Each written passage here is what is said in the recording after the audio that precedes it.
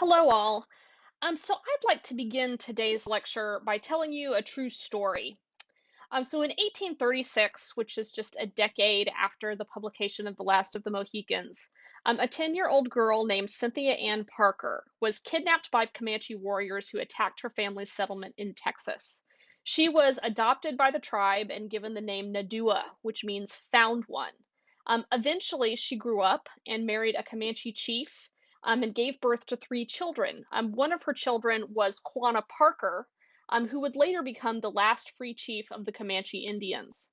At about the age of 34, Cynthia Ann was discovered by Texas Rangers who, quote unquote, rescued her and brought her back to her relatives along with her infant daughter. She was never able to readjust to life among European Americans and at least once tried to escape back to the Comanches. In 1864, her daughter actually died of influenza, and lonely and grief stricken, she started to refuse food and water and later died sort of a broken heart just a few years later. The story of Cynthia Ann Parker has inspired many writers over the years, and that includes Alan LeMay, who wrote the novel The Searchers, that was the basis for the film, and Michael Blake, author of Dances with Wolves. He also wound up turning this novel into a screenplay, which, as was directed and starred in by his friend Kevin Costner. So this is the story of Cynthia Ann Parker, and this idea of a woman who has left her people and gone and integrated with one of the indigenous tribes. This is a story that's embedded pretty deeply within the Romantic imagination. These are not the only two stories, not the only two novels that reference it in some way. It's been used in various different ways. Often there's different interpretations of what this story means, and ways in which they explore what happens when these two very different cultures, the Indigenous American culture and the European American culture, collide with one another.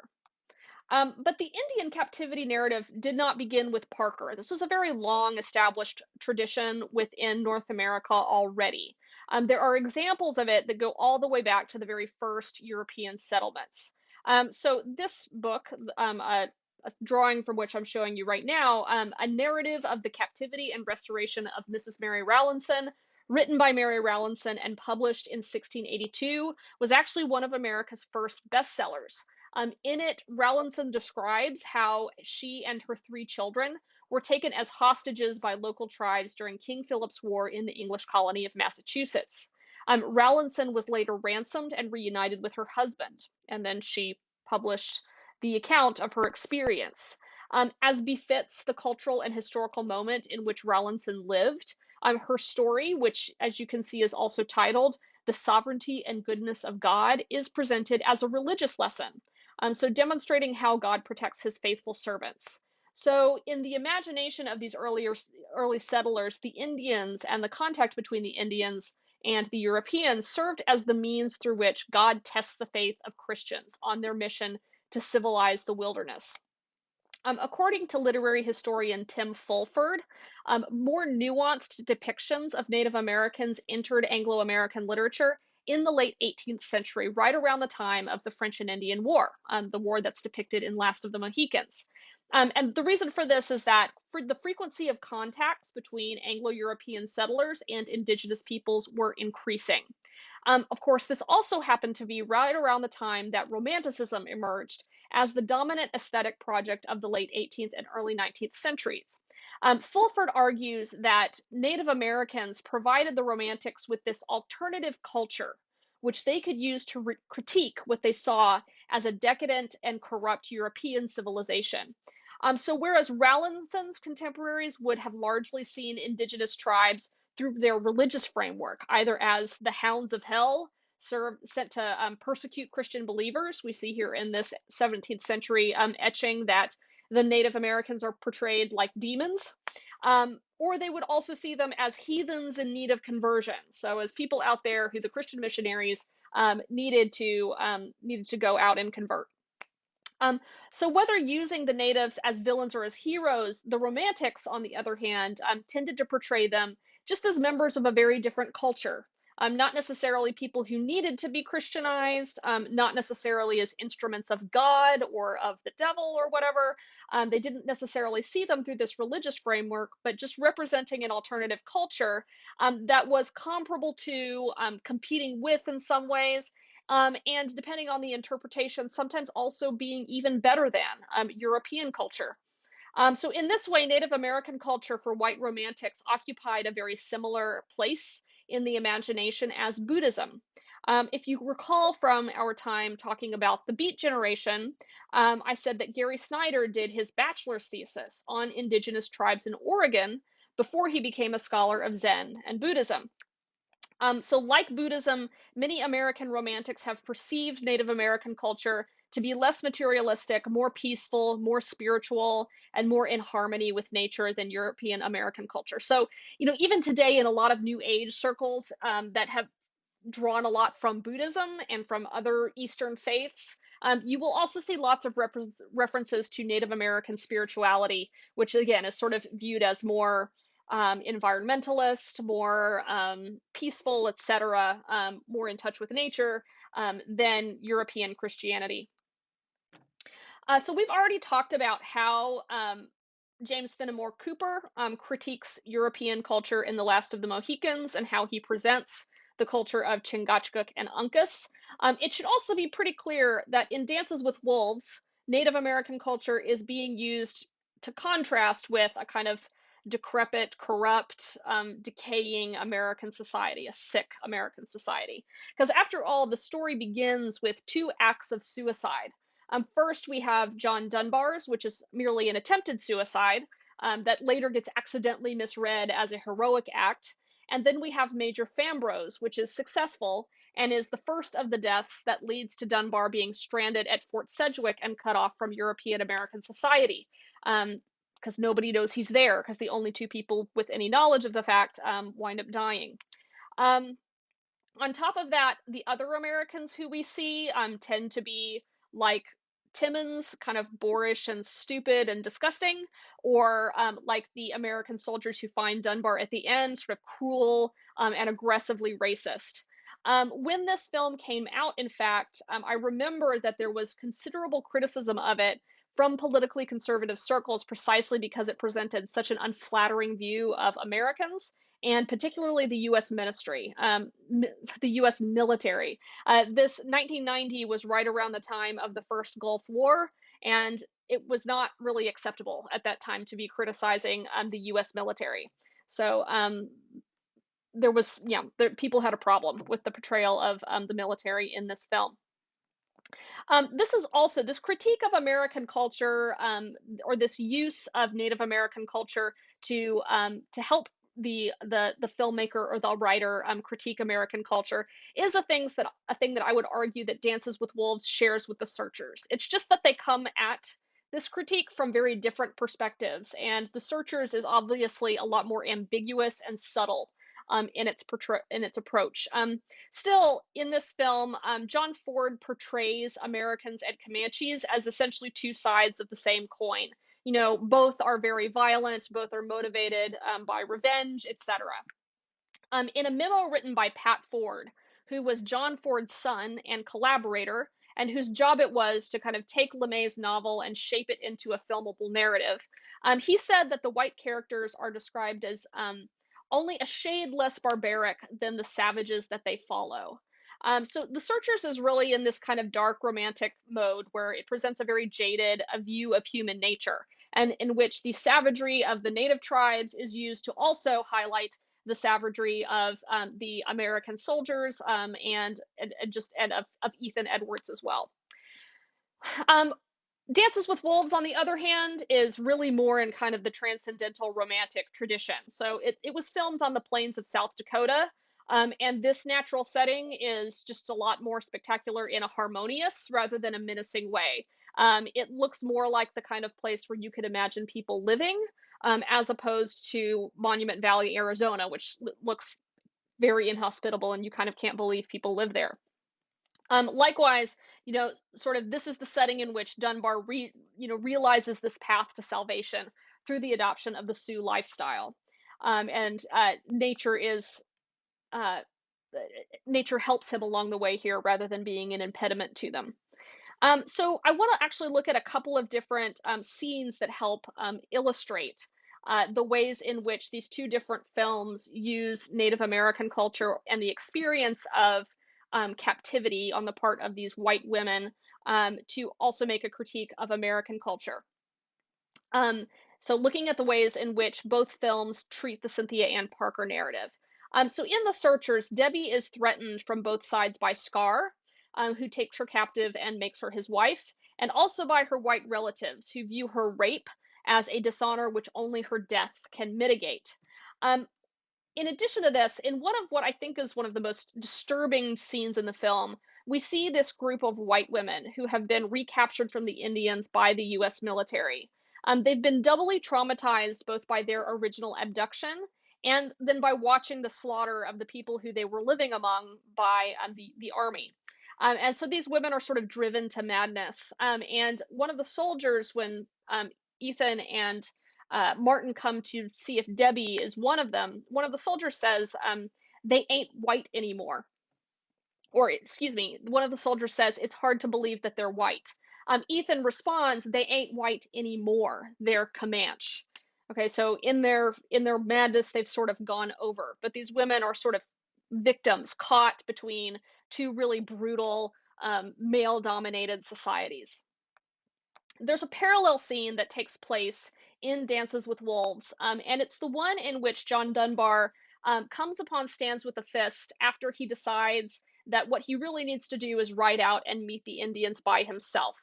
So he finds her here under this tree, doing something that looks very strange. And what he doesn't understand is that she is in the middle of a mourning ritual. She's ritually cutting her hair to signify that she is in mourning for her Sioux husband. But he sees this and has no idea what is going on. He sees a woman who looks hurt, a white woman who looks hurt, and he simply assumes that she's in need of rescue. And there's this funny but really transparently symbolic moment in which the American flag that he's carrying is blown by the wind across his face. And since we're seeing the scene from his perspective, we see that the flag sort of flies in front of the camera and it obscures our vision. And then we get the reverse shot and see that it's obscuring John Dunbar's vision. So, this is literally, he's seeing the situation from his American perspective, and that perspective literally blinds him to the reality of what's going on. So then, as the scene continues, she's terrified and she attempts to run away and fight back. And she's crying out in the Lakota Sioux language. And it's one of the rare moments in the film where the Sioux language is not subtitled. And so we and Dunbar can't understand what she is saying.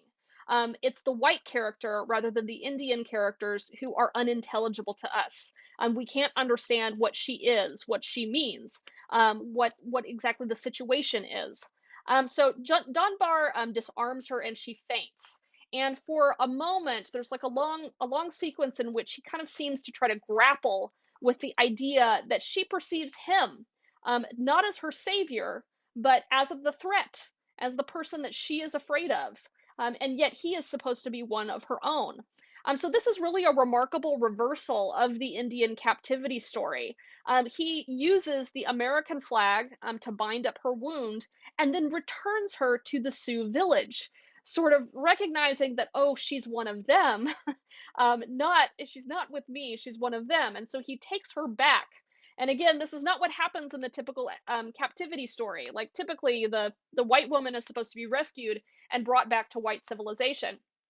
But he immediately kind of recognizes that her level of assimilation is such that she belongs with them. And so he takes her back.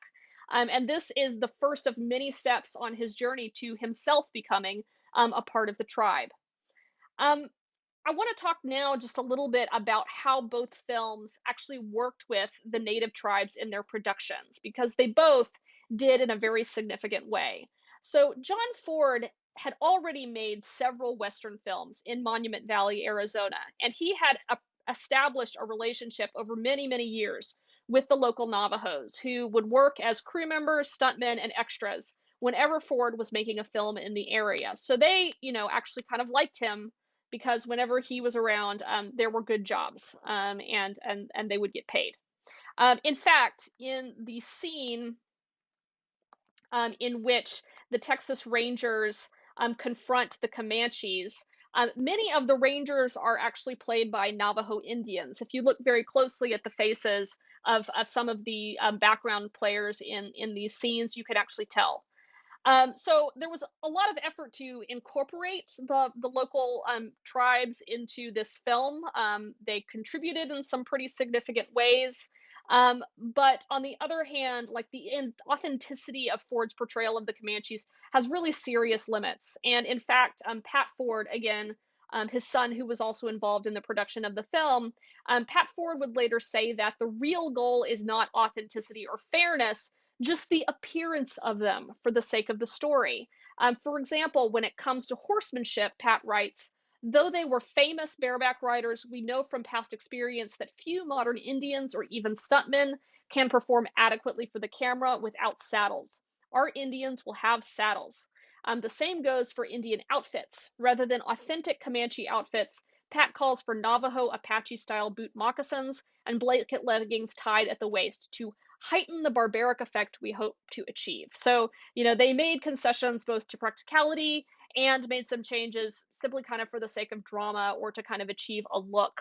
And this is actually something that comes up a lot in Hollywood films that portray Native Americans, which is there's just kind of this frequent mixing of different languages and different styles of dress and war paint, such that you will kind of get uh, you will get native tribes dressed in a way that and using traditions that belonged to a tribe that was in a completely different part of North America. And in fact, they might not have even had contact with each other. So these authenticity problems are definitely present in The Searchers, just as they are in most Hollywood films.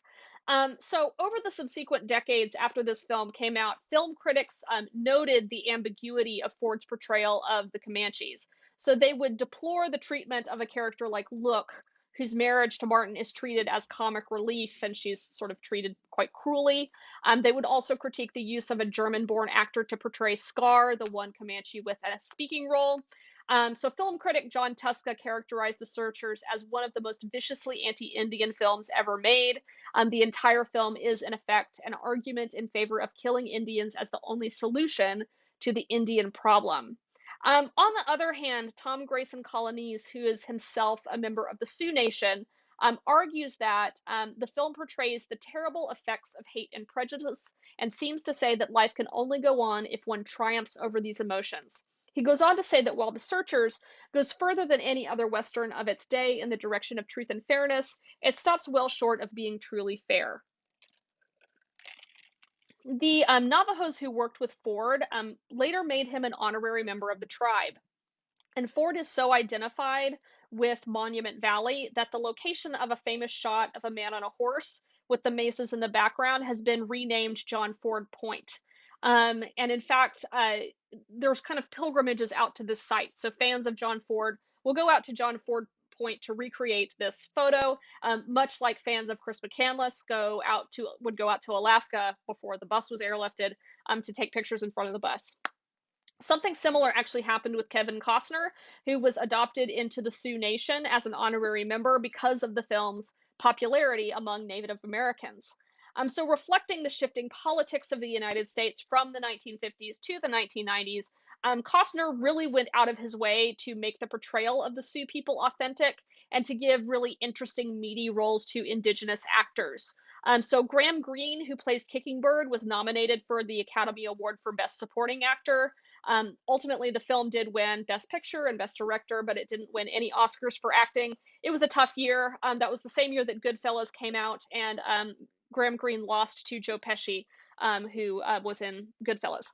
Um, Much of the film is also written in the Lakota Sioux language, thanks to translation work by Albert Whitehat and dialect coaching by Lakota language teacher Doris Leader Charge, who also appears in the film. Native speakers of the language have criticized its use here, as most of the actors did not really have truly authentic accents. And furthermore, Lakota has these gendered forms of inflection, and because the dialect coach was a woman, there have been complaints that the male characters speak like women. Okay. The use of Lakota with subtitles, however, has a really dramatic impact on the themes of the film and humanizes the Sioux characters in ways that previous Westerns had not. So while indigenous characters in previous films often used indigenous languages, just like in The Searchers, they're either not subtitled or only subtitled minimally, which contributes to this impression that the natives are completely inscrutable to white people and that their inner lives are not really worth understanding. The language adds to their sense of foreignness or adds to their sense of threat. It's not an intelligible. It's not presented as if it's an intelligible language for us. So Dances with Wolves uses Lakota Sioux in order to show us intimate scenes of Sioux characters talking with each other, which gives us a deeper understanding of the motives and concerns that they bring to their encounters with Dunbar. So my favorite example of this is the scene in which Wind in His Hair, who's portrayed by Rodney Grant, comes to confront Dunbar and to steal his horse. Grant rides up to Costner, who is pointing a gun in his direction, and he shouts in Lakota in what in another film would be kind of a typical scene, highlighting the menace and the scariness of the Indians. So as you can see in these screenshots, it's shot from below, from Costner's perspective. And there's a lot of quick edits shifting between the wider shots that show the actor's entire torso to close-ups of his face, close-ups of his weapon, close-ups of his horse. That looks really wild. So we can feel how strange and terrifying this is for John Dunbar. Although we might forget, in fact, that John Dunbar is pointing a gun directly at Wind in His Hair. However, because we've seen this character already in his home setting, and because we can read the subtitles, we understand that Wind in His Hair is this young warrior who's rather ambitious, wants to become a leader, and he's full of bravado. And so we can see how when Wind in His Hair says, "See how I am not afraid of you," he may in fact be saying it because on a deep level, he really is afraid. That this is a confrontational posture that's born of uncertainty and the sense of threat that Dunbar and the white people who might follow him represent to the Sioux. So we understand Wind in His Hair's emotional life.